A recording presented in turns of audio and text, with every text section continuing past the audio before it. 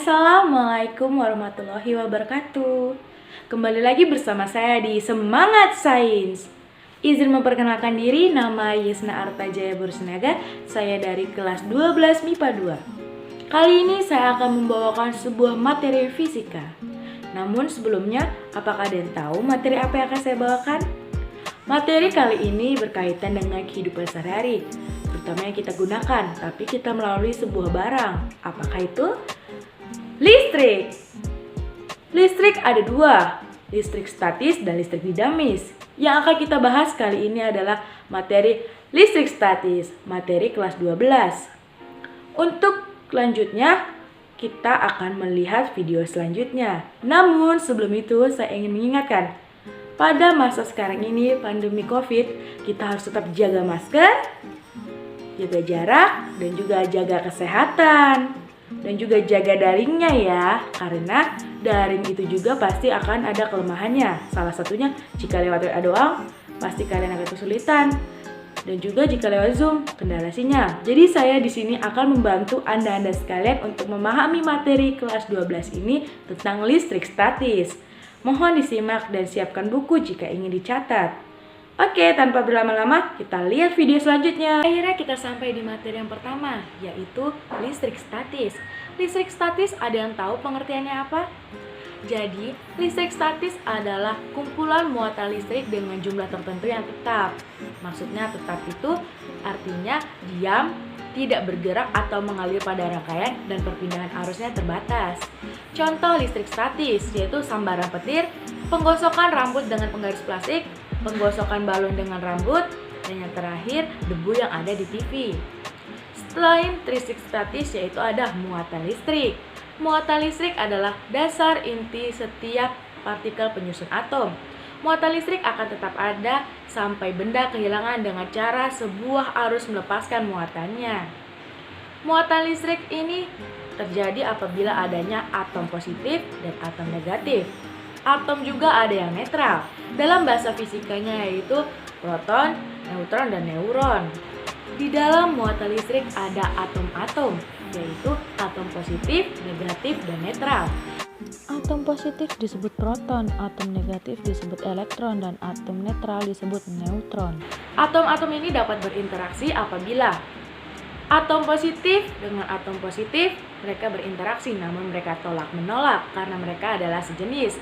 Sedangkan atom negatif dengan atom positif mereka tidak sejenis dan mereka akan tarik-menarik. Selanjutnya atom negatif dengan negatif mereka sejenis, maka mereka akan tolak-menolak. Hai, gimana? Masih semangat kan? Selanjutnya kita akan memasuki materi hukum Coulomb. Jadi hukum Coulomb merupakan hukum yang terdapat di listrik statis. Bunyinya seperti apa sih? Ada yang tahu?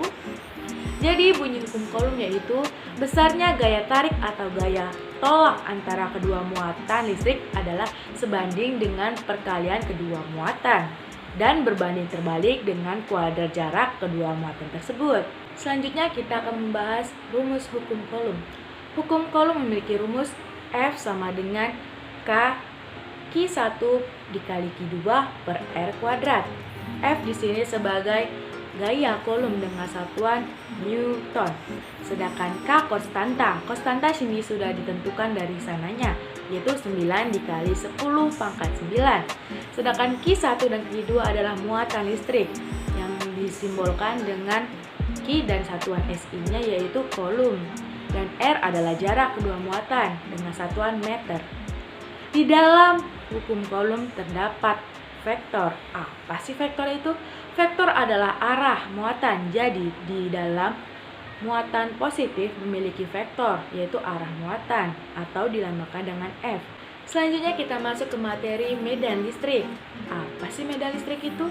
Jadi medan listrik adalah gaya listrik yang mempengaruhi ruang di sekeliling muatan listrik.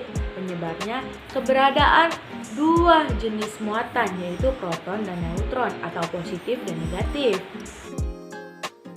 Selanjutnya kita akan membahas rumus medan listrik. Rumus yang dipakai di sini adalah E sama dengan K Q besar per R kuadrat. E di sini sebagai kuat medan listrik dengan satuan Newton per Coulomb. Dan Q besar muatan sumber dengan satuan Coulomb. Q kecil yaitu muatan uji dengan satuan Coulomb. R adalah jarak muatan uji dengan muatan sumber dengan satuan meter. Sedangkan konstanta di sini kesetaraan gaya listrik yaitu 9 kali 10 pangkat 9 Newton per meter kuadrat kolom kubik. Hai, gimana? Semangat kan belajar fisikanya? Sekarang kita akan memasuki materi energi potensial listrik. Ada yang tahu energi potensial listrik itu apa? Jadi, energi potensial listrik adalah energi yang terdapat di dalam listrik statis. Energi ini dapat terjadi jika sebuah partikel bermuatan bergerak ke dalam suatu medan listrik, lalu akan mengarahkan gaya, lalu melakukan kerja terhadap partikel tersebut. Selanjutnya kita akan membahas rumus energi potensial listrik. EP sama dengan K, Q kecil 1 dikali Q kecil 2 per R. Keterangan EP di sini adalah energi potensial listrik dengan satuan Joule. Sedangkan K konstanta, 9 dikali 10 pangkat 9. Selanjutnya Q1 dan Q2 merupakan besaran muatan dengan satuan kolom. Dan lagi-lagi R merupakan jarak dengan satuan meter. Selanjutnya kita akan memasuki materi potensial listrik. Potensial listrik merupakan jumlah usaha yang akan diperlukan agar bisa memindahkan unit muatan dari titik ke titik tertentu. Selanjutnya rumus potensial listrik, yaitu seperti pada gambar, V sama dengan K Q besar per R. Keterangannya V sebagai beda potensial listrik dan K sebagai konstanta, serta Q sebagai muatan dan R jarak. Satuan dari V yaitu volt dan K yaitu Newton per meter, serta Q adalah kolom dan R adalah meter. Karena kita sudah sampai di ujung materi yaitu kapasitor. Kapasitor itu apa sih? Kapasitor adalah sebuah benda yang dapat menyimpan muatan listrik. Dia juga bisa menyimpan tenaga listrik dan mengatur ulangnya kembali. Kegunaan yang dapat kita lihat itu pada lampu flash kamera. Fungsi kapasitor apa aja sih? Kapasitor juga bisa berfungsi sebagai isolator, konduktor, dan juga sebagai penghemat daya listrik atau juga menyimpan arus listrik dan tegangan listrik sementara. Selanjutnya yaitu rumus kapasitor. Rumus kapasitor yaitu Q sama dengan C dikali V. Q sebagai muatan elektron dengan satuan kolom dan C sebagai kapasitansi dengan satuan farad dan V sebagai besar tegangan dalam volt. Di sini ada beberapa susunan rangkaian kapasitor, yaitu ada seri dan paralel. Menurut masing-masing muatan listrik dan beda potensial serta kapasitas memiliki masing-masing rumus. Selanjutnya kita akan membahas soal hukum Coulomb. Dengan rumus sudah ditulis dengan soal diketahui QA 10 mikrocoulomb dan QB min 8 mikrocoulomb dengan konstanta 9 dikali 10 pangkat 9 dan jarak 1 meter. Ditanya adalah F atau hukum Coulomb. Jawab, kalian tulis dulu rumusnya lalu masukkan angkanya. 9 dikali 10 pangkat 9 dikali 10 kali 10 pangkat min 6. Kenapa 10 pangkat min 6? Karena satuannya adalah kolom dan kita ubah dulu menjadi kolom. Kemudian 8 dikali 10 min 6 per 1 kuadrat. Hasilnya adalah 72 kali 10 pangkat min 2 dengan satuan Newton. Kenapa pangkat min 2? Karena min 6 ditambah min 6 ditambah plus 9 jadinya min 2. Pembahasan yang kedua yaitu kuat medan listrik.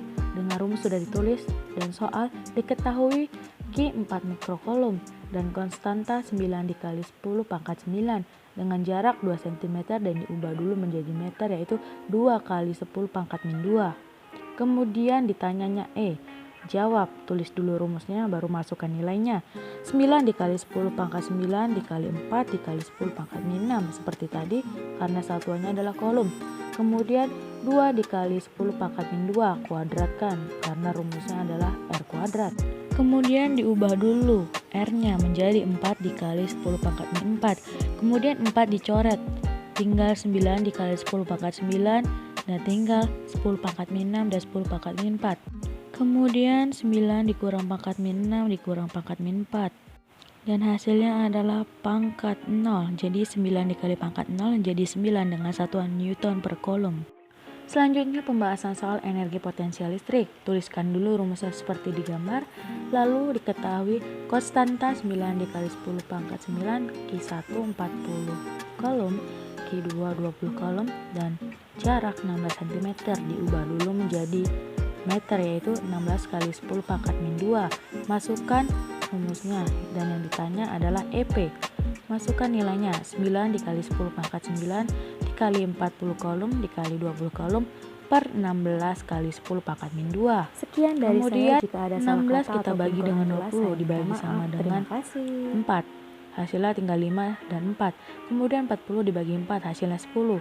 Kemudian pangkat 9 dikurangin dengan sisa 10 dan pangkat min 2. Kemudian 5 dikali 9 hasilnya 45 dikali 10 pangkat 8 Joule. Pembahasan soal selanjutnya itu potensial listrik. Silahkan dituliskan rumusnya. Kemudian diketahui K sama dengan 9 dikali 10 pangkat 9 dengan Q 6 dikali 10 pangkat min 6 kolom dan jarak 3 meter. Ditanya adalah V. V sama dengan K Q per R. 9 dikali 10 pangkat 9 dikali 6 kali 10 pangkat min 6 per 3. 6 dibagi 3 yaitu 2, jadi 9 dikali 2 18. Hasilnya 18 kali 10 pangkat 3 volt. Tak lupa juga pangkatnya dikurangin, 9 dikurang pangkat min 6 yaitu 3. Soal selanjutnya yaitu kapasitor dengan rumus C sama dengan Q per V. Bisa juga dibuat segitiga rumus agar memudahkan. Soalnya diketahui C sama dengan 8 dikali 10 pangkat min 7 farad satuannya. Dengan volt sama dengan 20 volt. Ditanya adalah Q. Q sama dengan C dikali V, seperti pada segitiga agar memudahkan. Lalu masukkan nilainya yaitu 8 dikali 10 pangkat min 7 dikali 20 volt. Hasilnya yaitu 1,6 dikali 10 pangkat min 6 kolom. Akhirnya selesai sudah materi kali ini. Sekian dari saya, jika ada salah kata atau kurang jelas saya minta maaf. Terima kasih.